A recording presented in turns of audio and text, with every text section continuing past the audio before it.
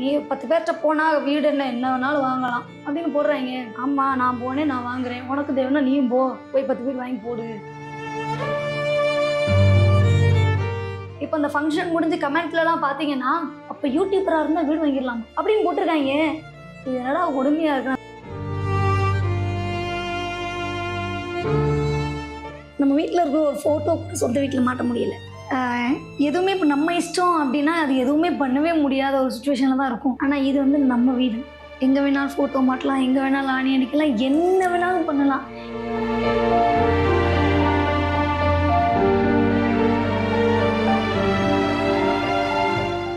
எல்லா கரகாட்ட பொண்ணுங்களையும் வீடியோ எடுக்கிறாங்க. இதெல்லாம் இல்லைன்னா அது அப்படியே தெரியாமலே தான் இருந்திருக்கும். இன்னும் நிறைய கலைகள் தெரியாமலே இருக்கு. நிறைய கலைஞர்கள் இருக்காங்க, இன்னுமே இருக்காங்க. சொன்னாலும் கேட்க மாட்டுறாங்க. வேண்டாம், ஆபாசம் வேண்டாம். நீங்க ஒரு சிலர் பண்ற இந்த தவறுனால எல்லா கலைஞர்களுக்குமே பாதிப்பு வருது.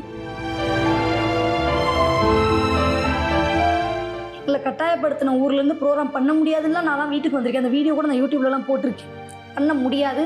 அந்த ப்ரோக்ராம் முடிச்சு அவங்களுக்கு வந்து சம்பளம் நானாவே கொடுத்துருக்கேன். என்ன நடந்துச்சு? மக்கள் அதை ஒரு சிலர் வந்து ஆபாசம் வேணும்னு எதிர்பார்த்தாலும் 80க்கு.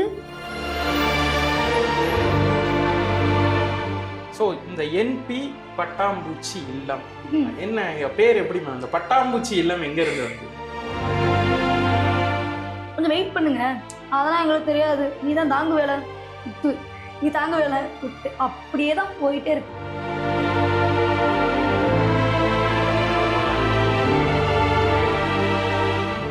ஆனாலும் கடவுள்னு ஒருத்தர் இருக்காருல்ல, நான் எவ்வளவும் தாங்குவேன், அவர் எவ்வளவு தாங்குவாரு, கடவுள் பார்த்துக்குவோம். இந்த ஆரம்ப காலத்துல வந்து இந்த கரகாட்ட பரமேஸ்வரி ஃபேன்ஸ் கிளப்புக்கு உங்களுக்கு ஒரு நன்றி கடன் பண்றீங்க. ஆமா, உண்மையிலே நன்றி கடன். அவங்க இல்லாம இன்னைக்கு நான் இங்க இல்லை.